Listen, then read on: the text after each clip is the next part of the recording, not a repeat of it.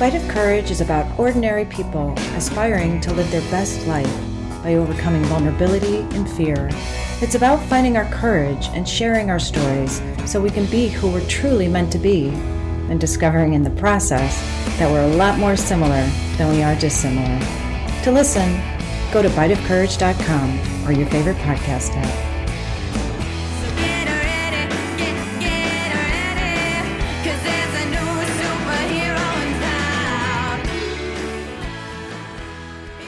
Hi everyone, welcome back to Bite of Courage. My guest today is Ray, and 8.5 years ago, he received a phone call after his partner was pulled over for a moving citation. Taken to jail and detained for 30 days, his partner, who was an illegal immigrant, was deported. Ray and his partner, who have been together now for 14 years, have been separated longer than they were ever together, but their love for each other is as strong as ever. Welcome, Ray. Thanks so much for being here today. Thank you for having me, Mo. Before we get into your story, I'd like to ask you the same question I ask all of my guests, and that is, what is your definition of courage? My definition of courage sounds simple, but it's really hard to do because it means I have to be willing to move out of my comfort zone so I could pursue joy. You're right. It actually sounds quite inviting, too, when you put the pursuing joy part in there. But if I have to get out of my comfort zone by jumping over a pit of fire-breathing snakes, I might be perfectly happy being miserable, you know?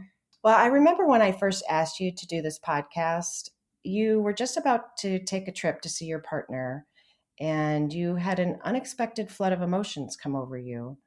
Can you tell me more about that? What were you feeling at the time? Well, every time I'm getting ready to go see my partner, I need all the courage in the world to go through with it. We've been together 14 years, and unfortunately, because he was deported, we've been separated for over 8 of them. So I go back and forth to see him, but every time I'm leaving to go visit, I also have to face the fact that I'm going home without him. You know, it's a funny thing too because when he picks me up from the airport, he cries. When he drops me off, I cry. And when we spend time together, we both cry because we know how short our time is together. It's not all that sad. It's actually very romantic and magical, but it's the hardest thing I've ever had to do in my life. Leave the person I love the most behind. That's heartbreaking to hear. I can relate to leaving someone I love, and a prolonged separation. And of course, long distance certainly adds another dimension of difficulty to a relationship. But maintaining a relationship under the circumstances you've just described seems like it might feel possible at times. Sometimes it does seem impossible and overwhelming. So, how do you manage that? How do you find the courage to go through with it each time, knowing that you're going to feel that way when you have to come home without them? How do you get through it? I'd like to think of myself as being courageous, but I'm a gay man of color who's been through more than I care to remember in the last 8 or 9 years. I lost my father, an aunt, an uncle, and my partner due to deportation. My dog, my house, my car, my job, and at times my courage. Let's just say life isn't what I imagined it would be at middle age. But what's the alternative? I mean, I manage because I have my faith, my family, my friends by my side, and I know how blessed I am. So I just keep putting it in God's hands because I know He has a plan for me, for both of us. I'm really grateful for all of it and for the joy that seeing my partner brings me. Being with him for even short periods of time is something I look forward to. It gives you hope. Yeah, it gives me a lot of hope. And it sounds like building your courage comes from things like your faith, your family, your friends, your being grateful. Yeah, and of all the things I've gone through, being separated is definitely the most difficult thing I've faced, that I'll continue to face for an indefinite amount of time. But our time together is truly quality time, and the joy it brings me far outweighs the pain. So I just keep putting it in God's hands and appreciate that every moment is a gift. And If you accept that life is a gift, you can't pick and choose, right? You have to accept all of it, and the good, the bad, and everything in between. And the ugly, don't forget the ugly. And finding things to constantly be grateful for helps a lot. It pushes me to look for joy in the ordinary moments every day, things I probably took for granted. Do you think maybe that your partner's getting deported has redefined what being grateful means to you? Absolutely. Are there things that you do actively every day to practice gratitude, like writing in a journal or praying? I think sometimes stepping out of your own pain and helping others is a great way to put aside what you're going through to maybe help somebody else that is going through something more difficult than what you are. Really makes you grateful for what you have and maybe what somebody else doesn't have. That's a great way to put it. If you could just muster 20 seconds of courage inside yourself to step outside of your comfort zone, it takes you out of your head and you forget what seems so bad or feels so bad to you in that moment. It's like people that start jogging. They always say start with one block and then two blocks. And, Yeah. it's kind of the same thing. 20 seconds of courage one day might turn into 20 hours of courage the next day. You just never know. And then it might just become second nature. Right. And Yeah. then it just might become something that is a significant part of your everyday life.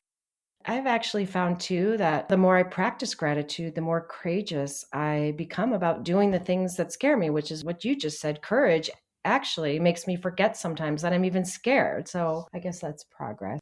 Yeah, for instance, I'm grateful that I'm able to see my partner, and my love for him definitely gives me the courage to get on that plane every time because each experience deepens our love and commitment to each other. Mm. I just know I don't want to miss out on the chance to keep growing in our relationship. And like I said, the joy far outweighs the pain. Greater the risk, the greater the reward. That's really true. And that also sounds like part of the magic you talked about too. Moving toward experiences that have the greatest potential for joy is truly an act of courage, especially when we're feeling our most vulnerable, and maybe even more so when we know that the experience may ultimately be bittersweet, like you do when you go to and from to see him. Yeah, joy is a great motivator for getting out of your comfort zone. Yeah, that's so true. And I know immigration is a hot button issue, but I would like to address it and ask how you feel about it. Was it always in the back of your mind when you and your partner started dating? We never really talk much about his legal status in this country. Deportation is a taboo conversation to have with most illegal immigrants. So, did you ever ask him about it? I remember asking him once or twice why he hadn't applied for legal residency here. And what did he say? He told me that since he overstayed his visa, the penalty was not only with money, but possibly never being able to return to the United States. And for him, that was a price too risky to take. Even though it's always in the back of your mind, you go on living your everyday life. You never think that your loved one is that one person who's going to get caught and deported. I recently met someone that is undocumented. She came on a vacation, but from China. She met her husband in the late 90s and never left. They now have children and haven't been back home to see her mother and father in 20 years. I asked her, how does she do it? How does she get through the pain of being separated from her loved And ones? what did she say? She told me she carries that pain around with her every day. Do you think sometimes illegal immigrants want to get caught for that reason? That's funny because she actually told me once that she almost wants to get caught so she could get sent back home to China because she desperately wants to see her family again, but she loves our country and the life it's given her. But she knows if she leaves, she won't be able to return. That's what most people don't realize. Most undocumented immigrants want legal status because they have hopes and dreams of living a better life. Sure. And they want to be able to return home to their native country. She told me she feels like she only works in the United States, but she hasn't really lived in the fullest sense of the word since she was in China. That was the most moving thing I've ever heard in my life. So basically, she doesn't feel whole because a huge part of her emotionally is stuck in another country. I so related to that. I can totally relate to that too. That's how you feel sometimes? Yeah, half of me is here, and the other half of me is always in Mexico with my partner. Well, your circumstances are different. I can relate to sometimes feeling less whole because my heart is stuck somewhere else.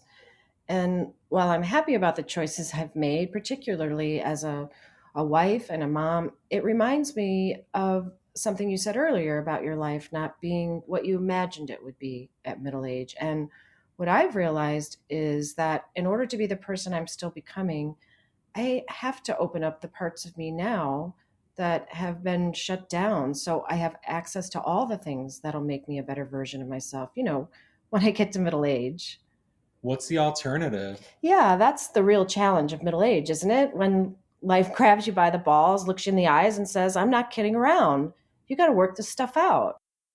I guess I'm learning that the vulnerability I've tried so hard to deny or cover up is actually the greatest source of my power and my ability to grow. I mean, courage really is the birthplace for change and growth and creativity and innovation, but I know it's so much easier said than done. So thank you for having the courage to make yourself so vulnerable and talk about these incredibly personal things, especially about such a hot topic right now.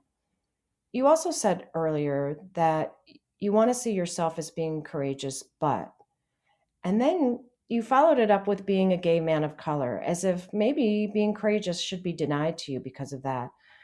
How would you feel if instead of feeling like you have to define yourself as being a gay man of color, someone gave you permission to define yourself as just being an honest, kind hearted, courageous human being? How would that feel? Foreign. Foreign. No pun intended. Yeah, right. It would feel great because I'm actually starting to believe that about myself. Hmm.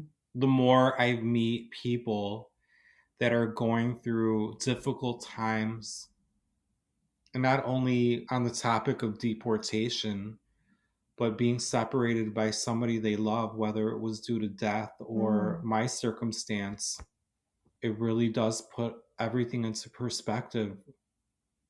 Yeah, because it's like pain is pain. The context may be different, variations on the same theme, but as human beings, we can all relate to pain and suffering and loss and distance and separation and so forth.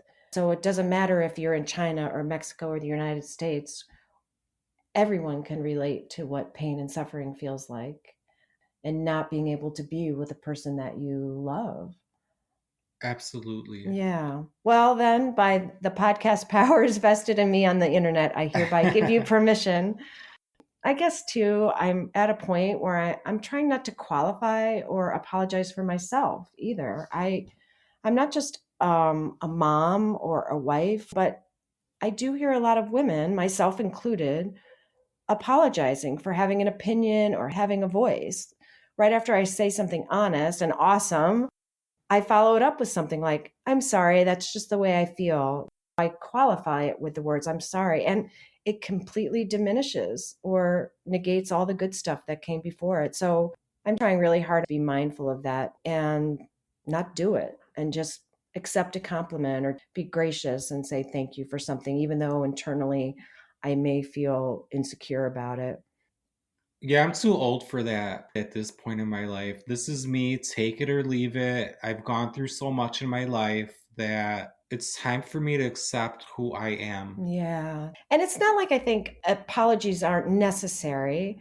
And I'm certainly not above apologizing. I have to make amends to people. But I try to reserve apologizing for times when I've been less than kind, as opposed to having an opinion about something. And fortunately, I have a strong group of support in my family and friends who have the courage to call me out on stuff and help me work through things like this. And teach me how to say I'm sorry when it's genuinely appropriate, which is humbling, but it's extremely gratifying. And like you said, it's about just accepting who I am at this point in my life. Totally agree with you. Apologizing is important, but I think you're right. That's the hard part. We shouldn't apologize for how we feel, but we have to remember to give our opinion with kindness. Yeah, it's all about tone, isn't it? Absolutely. And also, I gained a lot of strength and courage from my family and friends too, and from all of their experiences. Even through periods of pain and depression, I haven't lost my sense of humor or my ability to help other people, whether in prayer or conversation. I like to let people know they're not alone in the struggle, and I try to make them laugh. Yeah, that having a sense of humor is so important. Everyone wants to be seen and heard and validated, and it makes people feel like they matter. Exactly. Courageous people to me are people who've fought the fight before me, who've made it easier for me, and the people who fight the good fight now with a lot less than what I have. Mm. I'm very grateful and very lucky to connect with people like this who've shown me how to find my courage and leave my comfort zone so I can pursue joy.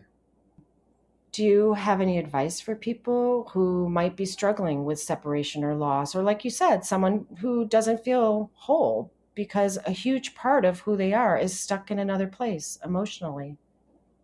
Practicing gratitude, and most importantly, putting yourself first. Mm. Some people would think putting yourself first is selfish.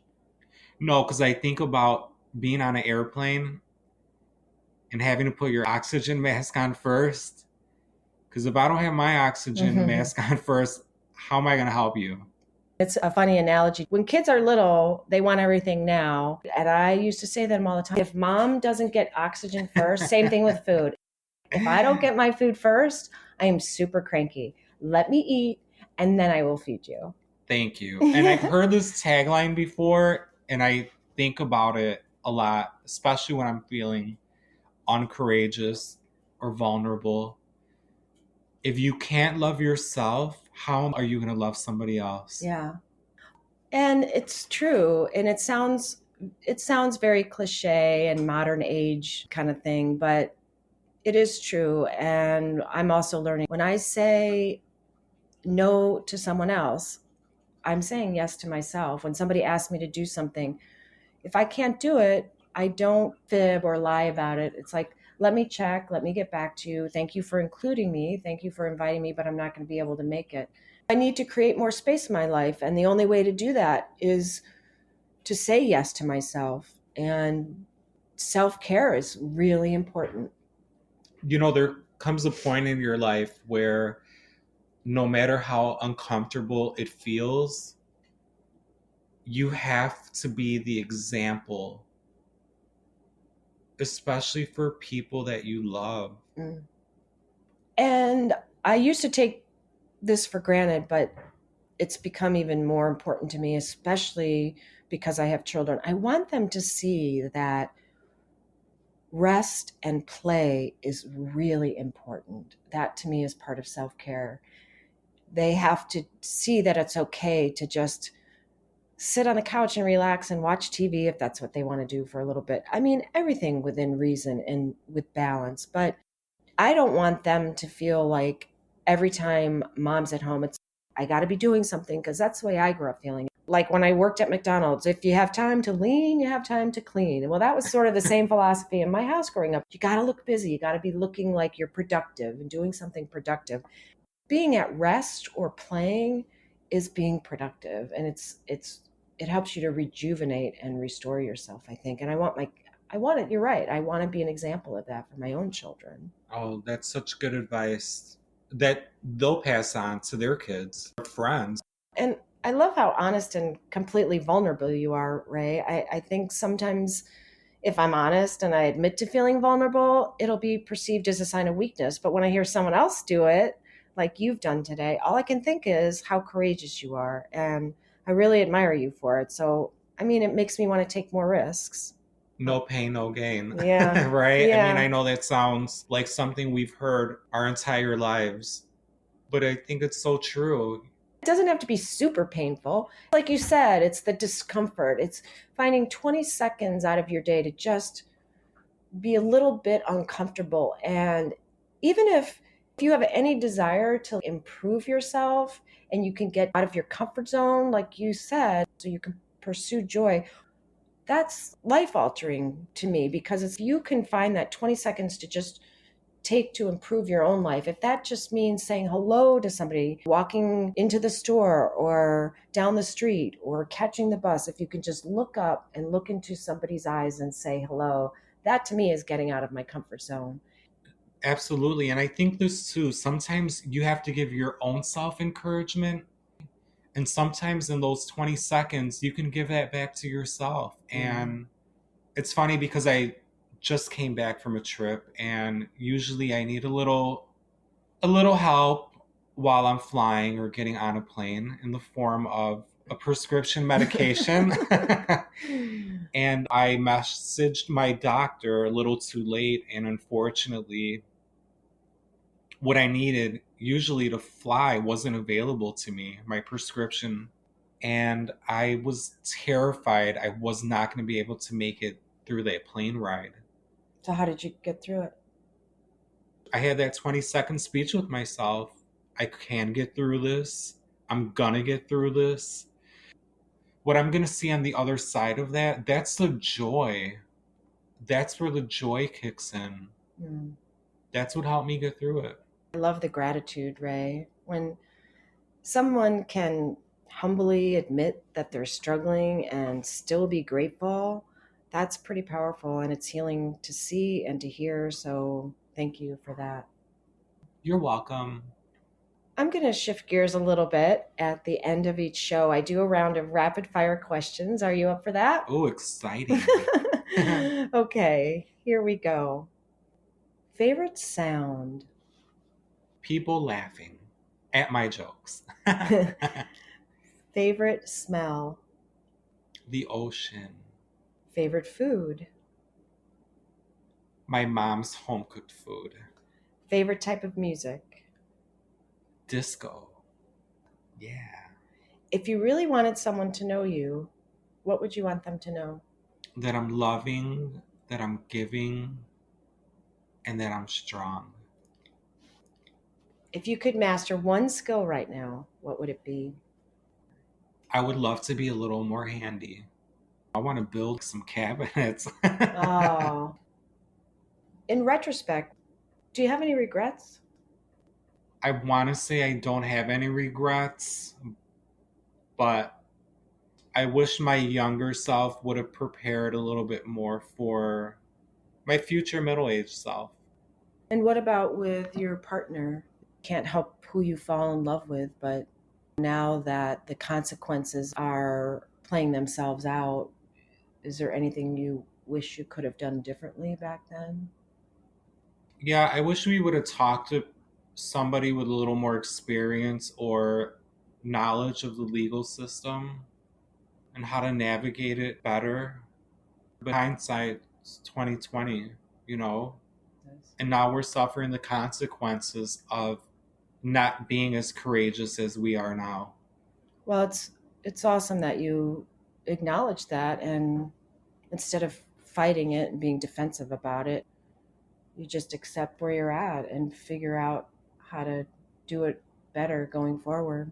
Yeah, doing it better for yourself and hopefully for other people. Yeah. Any advice for how people can find the courage to admit they're feeling vulnerable? Yeah, just admit that you're feeling vulnerable and that there's people there that want How, to help, yeah, well, how simple is that? right? Yeah, that's awesome.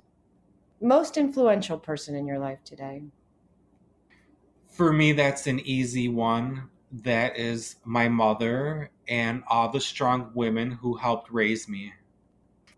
And what's next? What's the impossible task ahead of you that's calling you to be courageous?